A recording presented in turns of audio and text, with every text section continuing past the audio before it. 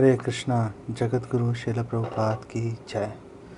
हम लोग श्री उपनिषद मंत्र 16 पे डिस्कशन कर रहे हैं और यहाँ पर एक भक्त भगवान को प्रार्थना कर रहा है कि हे भगवान, हे पालनहार, हे यम, हे शुद्ध भक्तों के आश्रय, हे प्रजापतियों के शुभचिंतक, आप कृपा करके अपनी ये जो दिव्य किरणों की जो रोशनी है, आप कृपया करके इन्हें समेट लीजिए ताकि मैं आपकी आनंद भरी आपके स्वरूप के दर्शन कर सकूं। आप पूर्ण पुरुषोत्तम भगवान हैं और सूर्य के समान आप प्रकाशमान हैं और मैं भी वैसे ही हूँ। तो यहाँ पर आप देखेंगे कि श्लोक संख्या मंत्र 15 में भी जो भक्त है बिल्कुल यही बातें कर रहा है। पूषण, वहाँ पर भी पालनहार शब्द का प्रयोग कर रहा है और वहाँ पर भी वो भगवान को रिक्वेस्ट कर रहा है कि हे भगवान, आप अपनी जो ये दिव्य ज्योति है, आप कृपा करके इसे हटा लीजिए ताकि मैं हिरण्मयन पात्रेण, आप इसको हटा लीजिए, सत्य धर्माय दृष्टये, ताकि मैं आपके मुख कमल के दर्शन कर सकूं। तो ये यहाँ पे इसको पुनरुक्ति क्यों कर रहे हैं, रिपीट क्यों कर रहे हैं? आमतौर पे पुनरुक्ति जो है वो एक दोष माना जाता है, लेकिन यहाँ पर पुनरुक्ति रिपीट करना दोष नहीं है, बल्कि यहाँ पर ये 6 चीज़ों को 6 बातें हमें यहाँ से पता चल रही हैं। पहली बात यहाँ से पता चल रही है इस पुनरुक्ति से कि जो भक्त है उसके हृदय में इंटेंस ग्रीड है, उसके हृदय में गाढ़ा लोभ है भगवान के दर्शन करने का। हम सबको पता है कि अगर किसी बच्चे को या किसी व्यक्ति को किसी वस्तु के प्रति अत्यधिक आसक्ति हो जाए तो बार बार उसी का नाम लेता रहेगा, मुझे ये चाहिए, मुझे ये चाहिए। तो यहाँ पर भी उसी भावना का प्रदर्शन किया जा रहा है।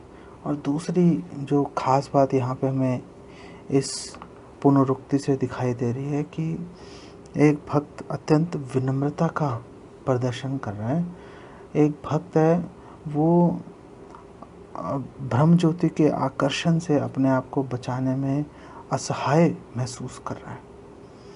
इसीलिए वो भगवान को बार बार बोल रहा है, हे भगवान, आप प्लीज़ अपने जो ये दिव्य ज्योति है आप इसको समेट लीजिए प्लीज़।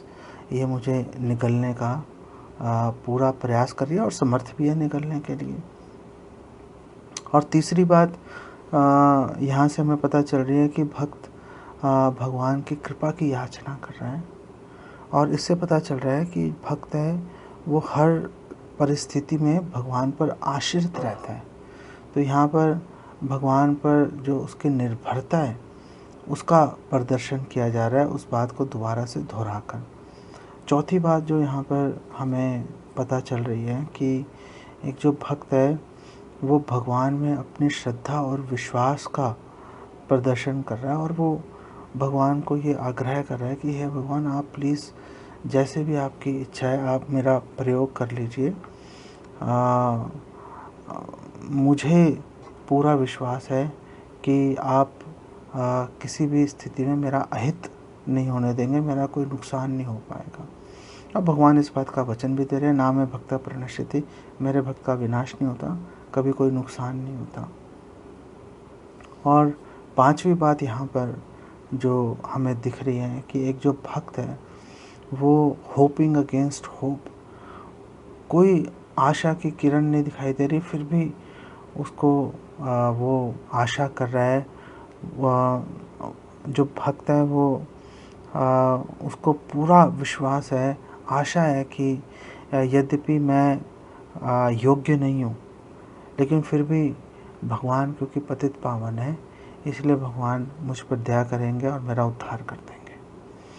और जो छठी बात यहाँ पर ये पता चल रही है कि जो भक्त भगवान को ये कह रहा है कि अपने आप दिव्य ज्योति को समेट लीजिए ताकि मैं आपके मुख कमल के दर्शन कर सकूं, इसका मतलब ये है कि भक्त बड़ी बात सोच रहा है। हम भगवान के सामने पहुंच गए तो हमें भगवान से वो चीज़ मांगनी चाहिए कि जो कोई और दे ही नहीं सकता। भगवान का दर्शन भगवान के अतिरिक्त कोई और दे ही नहीं सकता। अगर हम किसी और वस्तु की अगर हम भगवान से प्रार्थना करते हैं, कोई और वस्तु मांग लेते हैं, तो एक्चुअली में भगवान के दर्शन के अलावा हर वस्तु बेकार है। और कोई भी वस्तु मांगना भगवान के दर्शन या भगवान की सेवा के अतिरिक्त बेसिकली वो भगवान के प्रति, कृष्ण के प्रति अपराध है। और श्रील प्रभुपाद ने इसका उदाहरण दिया कि आप किसी राजा के पास मिलने गए, राजा ने बोला मांगो क्या मांगते हो, उन्होंने बोला जी मेरे को 1 किलो मूंगफली दे दो। तो 1 किलो मूंगफली मांगना कोई राजा का सम्मान करना नहीं है, और राजा के अपमान करना है, इंसल्ट करना है। राजा से आपने 1 किलो मूंगफली मांग ली, क्या घटिया बात है। यहाँ पर एक शब्द आ रहा है प्राजापत्य। प्राजापत्य श्रील प्रभुपाद इसकी अनुवाद कर रहे हैं कि प्रजापतियों के शुभ चिंतक। और इसका एक मतलब ये भी है कि प्रजापति के वंशज, जैसे कौंतेय, कुंती के पुत्र कौंतेय, तो इसी तरह से प्रजापति के पुत्र प्राजापत्य। तो क्योंकि भगवान प्रकट हुए थे कश्यप ऋषि के घर में, अदिति के गर्भ से भगवान प्रकट हुए थे वामन देव के रूप में, तो इसीलिए भगवान का एक नाम प्राजापत्य भी है। और ये दोनों अर्थ जो हैं वो भगवान पर पूरी तरह से एक ही समय में खरे उतरते हैं कि भगवान प्रकट हुए तो प्राजापत्य हो गए। और क्यों प्रकट हुए? अनुग्रह करने के लिए, उनका भला करने के लिए। इंद्र जो दर दर भटक रहा था उसको जो है सुरक्षा प्रदान करने के लिए भगवान प्रकट हुए। सोहम अस्मि की यहाँ पर बात कर रहे हैं। सोहम अस्मि जो है निराकारवादी इसका जो विवेचना करते हैं, इसको इंटरप्रेट करते हैं कि मैं आपके समान हूँ, मैं आप ही हूँ। लेकिन जो वैष्णव भक्त हैं, जो वैष्णव आचार्य हैं, वो इसकी विवेचना 2 अलग अलग तरह से करते हैं। पहली बात करते हैं कि सोहम का मतलब ये नहीं बोलते कि मैं आप हूँ। वैष्णव आचार्य बोलते हैं सोहम का मतलब है कि मैं आपका हूँ, मैं आपका दास हूँ। तो विचारों में एकत्व की बात करते हैं जो स्वामी सेवक के संबंध में होता है। और दूसरी बात ये भी है क्योंकि यहाँ पर अस्मि शब्द का प्रयोग किया गया। अस्मि शब्द से पता चल रहा है कि मर्ज नहीं हो रहा, भगवान में लीन नहीं हो रहा, ब्रह्म ज्योति में अलग से उसका अस्तित्व हमेशा बरकरार रहता है, अस्तित्व हमेशा रहता है। इसलिए लीन होने को जो वैष्णव आचार्य हैं वो उसकी तरफ ध्यान नहीं देते, उसको अनदेखा कर देते हैं। दूसरी बात ये है सोहम अस्मि का जो वैष्णव आचार्य इसका अर्थ देते हैं कि मैं गुण की दृष्टि से आपके समान हूँ, जिसे हम अचिंत्य भेदाभेद तत्व कहते हैं। गुण की दृष्टि से समान है लेकिन मात्रा की दृष्टि से अलग है। आप विभु हो, हम अनु हैं। लेकिन जिस प्रकार अग्नि और अग्नि का स्फुलिंग क्वालिटी में एक बराबर है, सोना और सोने की खान क्वालिटी में एक बराबर है, उस दृष्टिकोण से एकत्व है, वननेस है भगवान और जीव के अंदर। और इसी पॉइंट से श्रील प्रभुपाद इस जो व्याख्या है यहाँ से शुरू कर रहे हैं। और श्रील प्रभुपाद उदाहरण दे रहे हैं सूर्य भगवान का, सूर्य ग्रह का और सूर्य की किरणों का। और इसी उदाहरण के माध्यम से श्रील प्रभुपाद इस बात को समझाने की कोशिश कर रहे हैं। और श्रील प्रभुपाद कह रहे हैं देखो जैसे सूर्य की किरणें हैं, जब तक आप उसको क्रॉस नहीं करोगे तब तक आप सूर्य ग्रह के या सूर्य भगवान के दर्शन नहीं कर सकते। उसी प्रकार जब तक ब्रह्म ज्योति को क्रॉस नहीं करेंगे तब तक भगवत धाम की और भगवान के सच्चिद आनंद विग्रह स्वरूप की हमें कोई सूचना प्राप्त नहीं हो सकती, उनका दर्शन, अनुभव, साक्षात्कार हमें नहीं हो सकता। क्योंकि जो ब्रह्म ज्योति की जो चमक है वो अंधा बना देती है एक व्यक्ति को। तो श्रील प्रभुपाद कह रहे हैं देखो ब्रह्म ज्योति का साक्षात्कार है, बहुत ही सौभाग्य की बात है। लेकिन उससे भी अधिक सौभाग्य की बात है भगवान के परमात्मा रूप का दर्शन करना, और सबसे अधिक सौभाग्य की बात है भगवत साक्षात्कार, साक्षात भगवान को ही, भगवान के दर्शन कर लिए। इसको दूसरी भाषा में बोलते हैं कि पूर्ण साक्षात्कार, पूर्णतर साक्षात्कार और पूर्णतम साक्षात्कार। और पूर्णतम साक्षात्कार के लिए भगवान की मर्सी, भगवान की दया, अनुग्रह, कृपा की आवश्यकता होती है। उसके बगैर बात नहीं बनती। इसलिए भक्त यहाँ पर प्रार्थना कर रहा है कि प्लीज़ आप इसको समेट लीजिए ताकि मैं आपके दर्शन कर सकूं। भगवान को पालनहार और शुभ चिंतक यहाँ पे कहा जा रहा है। और श्रील प्रभुपाद बोल रहे हैं, देखो पालनहार और शुभ चिंतक से ये पता चल रहा है कि भगवान निराकार नहीं हो सकते।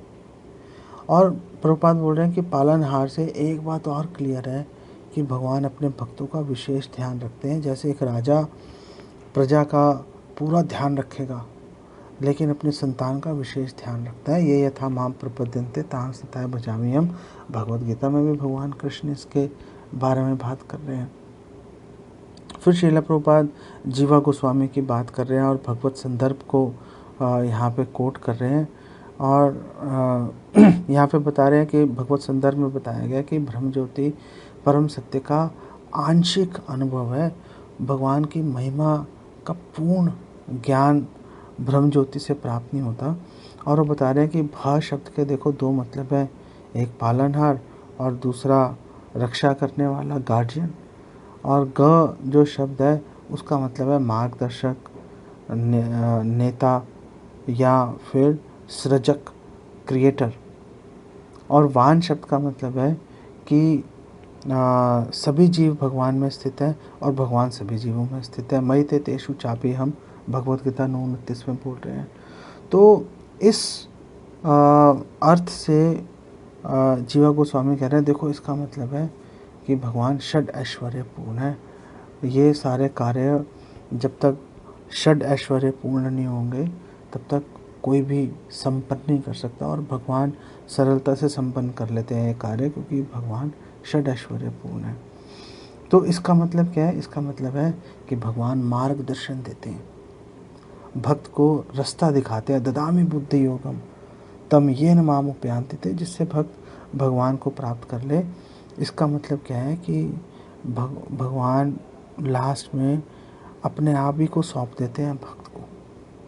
और फिर श्रील प्रभुपाद कह रहे हैं, देखो क्योंकि भगवान सृजक हैं, क्रिएटर हैं, इसलिए भगवान एक भक्त अगर उसको भगवत साक्षात्कार करने में कोई किसी गुण की, किसी योग्यता की आवश्यकता है, भगवान तुरंत, क्योंकि भगवान सृजक हैं, भगवान तुरंत उसके अंदर वो योग्यता उत्पन्न कर देते हैं जिससे वो आसानी से पहुंच जाता है। और हमारे शास्त्रों में कितने अनगिनत उदाहरण हैं कि कोई क्वालिफिकेशन नहीं है, कोई जाति के आधार पर देखा जाए तो कोई गुण नहीं है, आयु के आधार पर देखा जाए कोई गुण नहीं है, कोई योग्यता नहीं है, फिर भी भगवान क्योंकि क्रिएट कर देते हैं, बना देते हैं, सृजन कर देते हैं भगवान, इसलिए भक्त जो है वो भगवान को प्राप्त कर लेते हैं।